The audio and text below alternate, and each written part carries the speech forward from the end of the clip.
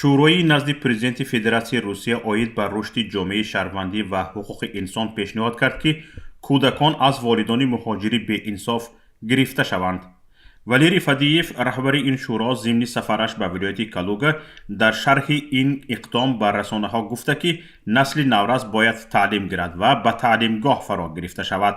در روسیه من بعد مهاجرانی که از فرستادن فرزندشان به مکتب سرکشی می کنند از حقوق والدین محروم می شوند. به گفته او پدر و مادر وظیفه دارند که فرزندان خود را با تحصیل تامین کنند وگرنه فرزند آنها کشیده گرفته می شود. قبلا وزارت کارهای داخلی روسیه لایحه قانونی را پیشنهاد کرده بود که بر اساس آن مهلت بودجه شهروندان خارجی و شخصان بی‌شهروند در کشور می تواند تا 3 ماه کم کرده شود.